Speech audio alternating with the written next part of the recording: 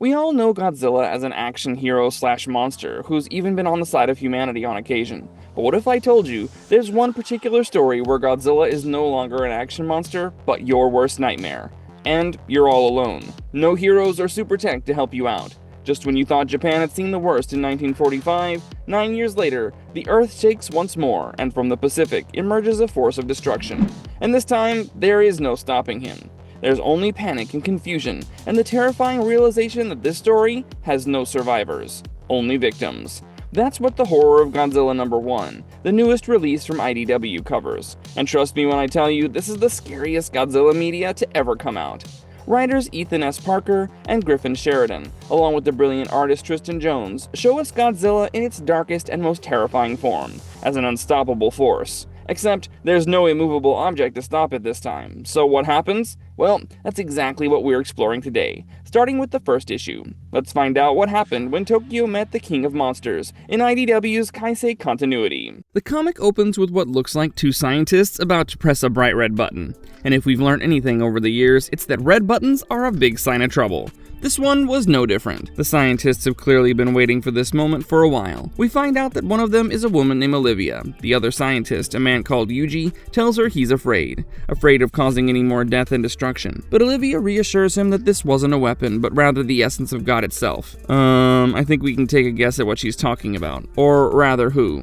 And Olivia presses Yuji's finger on the red button. The next page fills with crackling green lightning. Anger rages in the color of envy as the two scientists look on to see the marvel. But little did they know exactly what they were unleashing. The story cuts to black as the next pages orient us to autumn 1954 in Tokyo, Japan, 9 years after the war ended, with some particularly devastating effects on Japan. The story reopens with Olivia lighting up a cigarette at the edge of a balcony. She fears she's being sent to prison, except that she isn't resisting. If anything, she agrees with the decision of possibly being arrested. But Yuji isn't there. She wishes he were, but he unfortunately wasn't. Clearly, their dreams of doing great things together in life have been fulfilled, because who wouldn't want to end up in prison for ruining the world?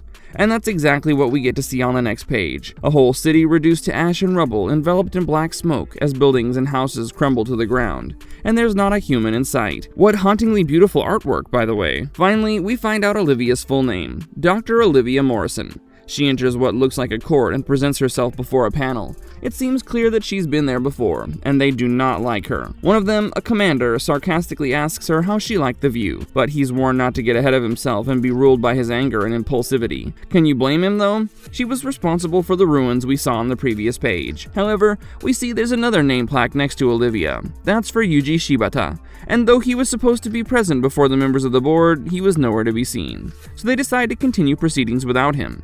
They ask her what the hell she had unleashed upon the world, and we realize that the death toll was simply rising. People were dying in huge numbers, and they had no clue what happened or how to stop things. They needed her to start talking ASAP. This is when we find out that Olivia was employed in a research center in Tokyo, when they were investigating renewable energy sources in those places where no one else would look.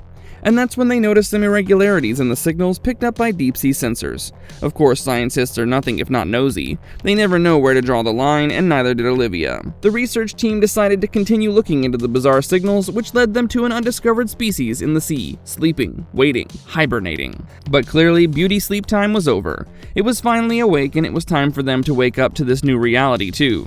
And she tries to get the board to come to their senses, telling them how they're facing an extinction-level event. The background of the panel shows us the rise of this monster, as green energy echoed all around. Even the water seemed scared of it. It goes without saying that it was huge, almost reaching the sky. It had spiky scales along the length of its back, and even the sky bowed down to it, turning green. As it rose, the people of Tokyo were shocked, wondering what the hell it was. If only they knew it was going to be their doom. Even our most powerful weapons and defenses were nothing in comparison. And let's just say, it didn't discriminate. Old or young, man or woman, even children, none would be spared. Suddenly, the civilians realized that the trains weren't working anymore. There was no escape, only suffering. The ground started shaking and the air was vibrating vigorously. A couple with a pregnant woman entered another's car, begging for them to drive as fast as they could. They had to get away from there now. The man complies and starts the car. Green lightning terrorizes the sky and the ground starts cracking. Without thinking, he presses the accelerator and the car screeches forward, only for him to find himself in a sea of traffic. Except he can't find anyone, and that's when water starts flooding onto the streets.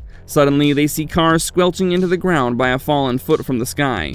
A foot larger than anything they had ever seen. I'm not even sure if you can call it a foot, or a claw, or the hand of God. I can't imagine the dread in their eyes and hearts as they realized they were about to meet their ends. The story shows mercy on us as an audience and switches back to the present, where Dr. Olivia continues her testimony. She warns them not to think of it as an animal, but rather a walking mountain, an impossible force of destruction that doesn't kill to survive, but rather survives to kill.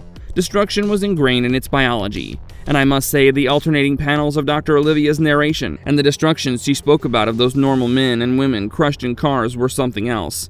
The commander clarified whether by made contact she meant that she and her team's research work is the reason this beast has awoken, and she has no other choice but to admit her role and take accountability. Tokyo and countless other cities had been brought to their knees. Entire armies were being killed like they were nothing, all because of their research, or rather because of their negligence, their lack of foresight and care for the consequences of their actions. Godzilla had risen for the first time. The commander wasn't wasting any time. He immediately asked her about Dr. Yuji. After all, he was her partner in crime. So where the hell was he? Well, she had no idea. Turns out she had tried to get in touch with him in every way possible, but it had been over 24 hours since she last saw him. And honestly, from what we've already seen, it really seems like she wanted him there and genuinely had no idea where he was.